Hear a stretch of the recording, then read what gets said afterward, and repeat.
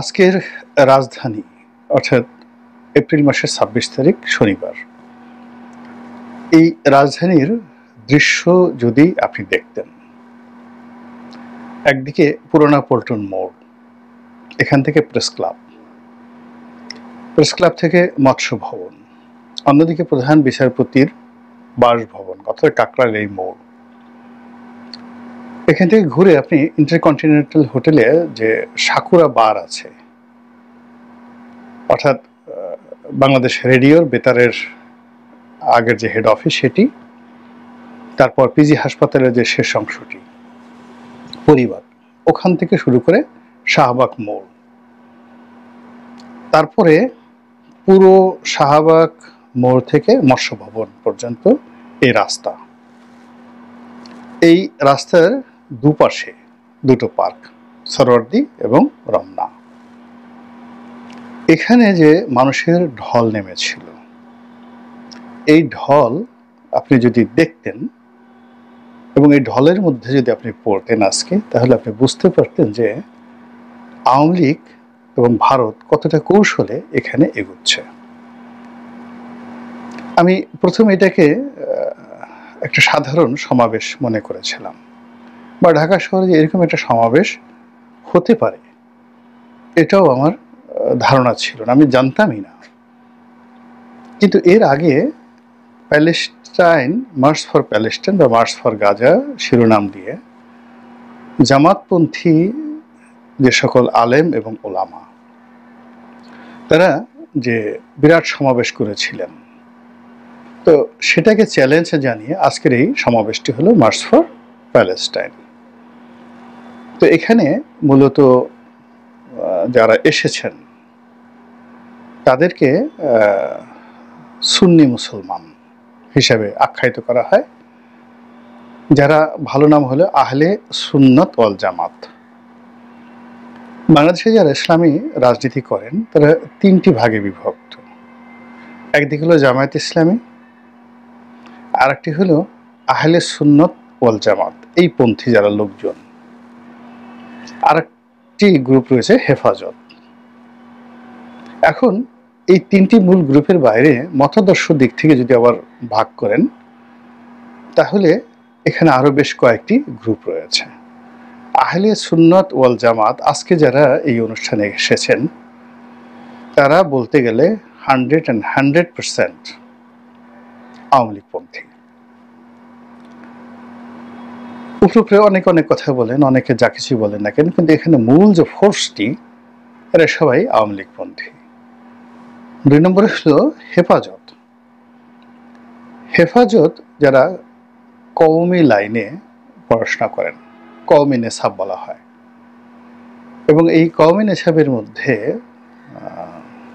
যে গ্রুপ, দুটো গ্রুপ, যাদেরকে দেওবন্দী ঘরানার আলেম ওলামা, হাদিসে তারা স্পেশালাইজড, এবং এখানে বুখারী শরীফ পড়ানো হয়।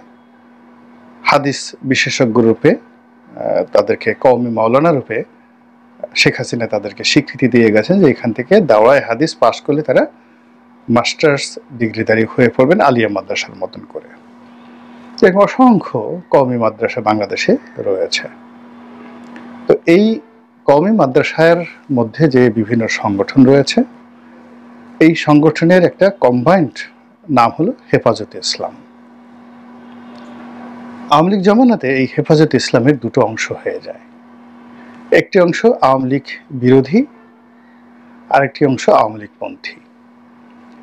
এবং পুরো সময়টি জুড়ে আওয়ামী লীগপন্থীরা এখানে আধিপত্য বিস্তার করে হাটহাজারী মাদ্রাসাকে কেন্দ্র করে, এবং এখনো পর্যন্ত তাদের সেই আধিপত্যটা রয়েছে। এবং ঢাকাতে লালবাগ, যেটা মুফতি ফজলুল হক আমিনী, এই লালবাগ মাদ্রাসা, এইটাও আওয়ামী লীগপন্থী হেফাজতের নেতারা দখল করে রেখেছিল। আওয়ামী লীগের পতনের পরে চট্টগ্রাম কেন্দ্রিক যে হেফাজত নেতৃবৃন্দ রয়েছেন, তারা তাদের অবস্থানে অটুট আছেন। লালবাগের নেতৃত্বটা এখন চলে এসেছে হেফাজতের এই আওয়ামীপন্থী গ্রুপ, কিন্তু এই গ্রুপটি এখনো পর্যন্ত রাজনৈতিকভাবে নিষ্ক্রিয়, তারা স্বতন্ত্রভাবে দাঁড়ানোর চেষ্টা করছেন। কিন্তু এই গ্রুপের মধ্যে 3টি আবার উপগ্রুপ রয়েছে। মামুনুল হকের একটা গ্রুপ রয়েছে যার একটা রাজনৈতিক পরিচয় রয়েছে, খেলাফত আন্দোলন নামে তার একটা সংগঠন রয়েছে, তার বাবা যেটা করতেন, খেলাফত মজলিস বা খেলাফত আন্দোলন এরকম। তো উনি এই অংশটি অর্থাৎ আওয়ামী বিরোধী মানে হেফাজতের যে গ্রুপটি সরাসরি আওয়ামী লীগ করতো তাদের এগেনস্টে গিয়ে তিনি এই গ্রুপের সঙ্গে ছিলেন। এখন তিনি আবার তার যে রাজনৈতিক দল অর্থাৎ হেফাজতের সঙ্গেও আছেন, কিন্তু তার মূল যে রাজনৈতিক দল এই রাজনৈতিক দলে তিনি বেশি সময় দিচ্ছেন। এই গেল একটা।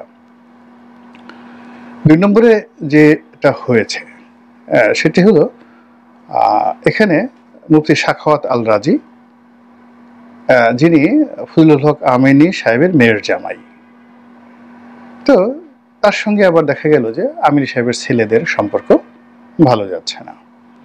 তো ওনার সাথে ফজলুল হক আমিনী সাহেবের ছেলে মামুনুল হক এবং মুফতি এজাহার সাহেব আছেন চট্টগ্রামে, তার ছেলে মুফতি হারুন এজাহার, এদের 3 জনের ব্যক্তিগত বন্ধুত্ব রয়েছে এবং তারা এখনো পর্যন্ত বিএনপিও পন্থী নন, কোনো পন্থী নেই, কিন্তু তারা একটা শক্তি।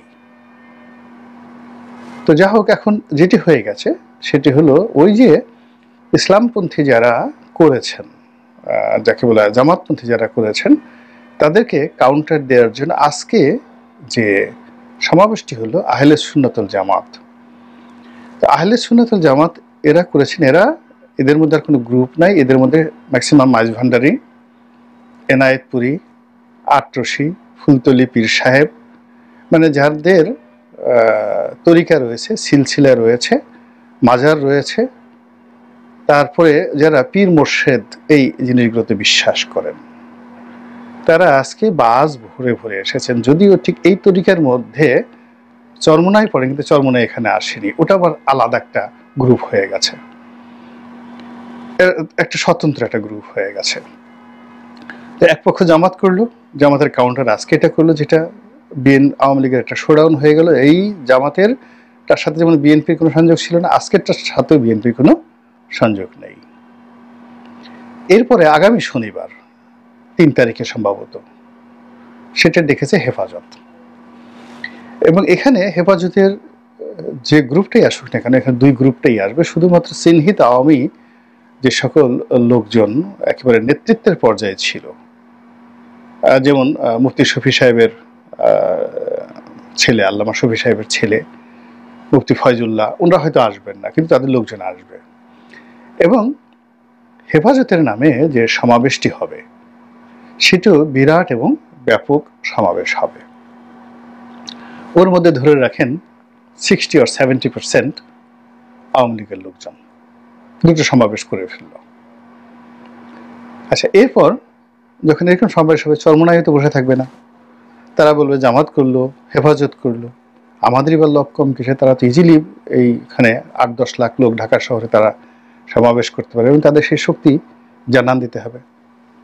এবং আপনারা জানেন যে চরমোনাইয়ের বিরুদ্ধে অনেকের অভিযোগ ছিল যে সরকারের সঙ্গে অর্থাৎ আওয়ামী লীগ সরকারের সঙ্গে তাদের একটা সখ্যতা রয়েছে, এবং এজন্য পুরো জামানাতে সবার প্রতি দমন পীড়ন হয়েছে, সবাই জেলে গেছে, কিন্তু এই দলের কোন নেতাকে জেলে নেওয়া হয়নি। তাদের উপর শুধুমাত্র একটা জুলুম হয়েছে, সেটা হলো সেই যখন চরমোনাইয়ের পীর সাহেবের যে ছোট ছেলে, এখন যিনি নায়েবে আমির সম্ভবত, তিনি যখন বরিশাল সিটি কর্পোরেশন নির্বাচনে দাঁড়ালেন, তো সেখানে বোধ হয় সরকারের পক্ষ থেকে একটা গ্রিন সিগন্যাল ছিল তাকে ছেড়ে দেওয়া হবে, কিন্তু স্থানীয় আওয়ামী লীগ সেটা ছাড় দেয়নি। ফলে শেখ হাসিনার ইচ্ছা থাকা সত্ত্বেও তিনি মেয়র হতে পারেননি, এবং ওই সময়টাতে মারামারি কাটাকাটি হয় এবং সেখানে তিনি আহত হন, রক্তাক্ত হন। তো এরপর থেকে তিনি শেখ হাসিনার প্রতি আর বিশ্বাস আস্থা রাখতে পারেননি, এই নিয়ে তিনি শেখ হাসিনাকে অভিশাপ দিয়েছিলেন। কিন্তু দলের সঙ্গে তার যে ট্যাগ বা বদনাম, এটা থেকে বের হওয়া তার পক্ষে এখনো সম্ভব হয়ে ওঠেনি। ফলে তিনি যদি 10 লক্ষের একটা সমাবেশ করেন, সেখানে আওয়ামী লীগের উপস্থিতি প্রভাব কোন পর্যায়ে থাকবে, এই গেল একটা অংশ। এরপরে তারা যখন করবে তখন তাবলিগের লোকই করবে, তাবলিগের লোক তো বসে থাকবে না। সেখানে তাবলিগের দুটো গ্রুপ, একটা হলো সাতপন্থী আর একটা হলো জুবায়েরপন্থী। তো মাওলানা জুবায়েরপন্থী বাংলাদেশের যে গ্রুপটি আছে, এই গ্রুপটির সঙ্গে আবার এই হেফাজতের মানুল হক সাহেব, আল রাজি সাহেব, সাখাওয়াত আল রাজি সাহেব, মুফতি এজাহার সাহেব, এদের একটা সংযোগ রয়েছে। তো তারা একটি সমাবেশ করবেন যেখানে 50-50, সেখানে অন্তত 50% লোক আওয়ামী লীগের থাকবে।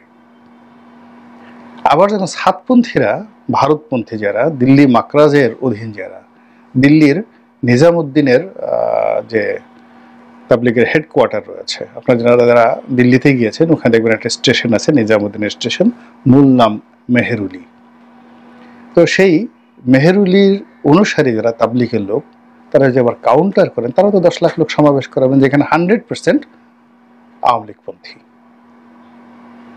এখন এই ঢাকা শহরে শুধুমাত্র এই প্যালেস্টাইন, মার্চ ফর গাজা, এটাকে কেন্দ্র করে আগামীতে সম্ভাব্য যদি এইভাবে সমাবেশগুলো হতে থাকে, যেই নামগুলো আমি বললাম, সেখানে আপনি আওয়ামী লীগের যে উপস্থিতি কিভাবে ঠেকাবেন? Is it possible? সম্ভবই নয়। দ্বিতীয়ত, এটার কাউন্টার বিএনপি বা জামাতের পক্ষে করা সম্ভব? হেফাজতের মানে এই যে যা কিছু হচ্ছে, এটার কাউন্টার কি যাকে বলা হয় এনসিপির পক্ষে করা সম্ভব? ডক্টর ইউনূসের পক্ষে সম্ভব? ফলে আমি দেখতে পাচ্ছি যে স্পষ্টতই যে রাজনৈতিক চাল, কৌশল, পরিবেশ এবং পরিস্থিতিতে আওয়ামী লীগ যেভাবে কাজ করে যাচ্ছে, যেভাবে ভোল পাল্টাচ্ছে, যেভাবে বিভিন্ন পোশাক, বিভিন্ন সুরতে তারা এই শহরে, নগরে, মহানগরে আবির্ভূত হচ্ছে, এটি ঠেকানো তো যাচ্ছেই না, বরং ক্রমশ ডে বাই ডে বেড়ে যাচ্ছে। কাজেই আপনারা যারা বড় বড় কথা বলেন, আওয়ামী লীগ বিরোধী কথা বলেন, আমি যে কথাগুলো বললাম সেটার অ্যাগেনস্টে একটু চিন্তা করেন, যদি যুক্তি থাকে এভাবে উপস্থাপন করেন, যাতে করে আওয়ামী বিরোধী যারা রয়েছেন তারা আরো ইন্সপায়ার্ড হতে পারেন। মহান আল্লাহ আমাদের সবাইকে হেদায়েত দান করুন এবং হেফাজত করুন। আসসালামু আলাইকুম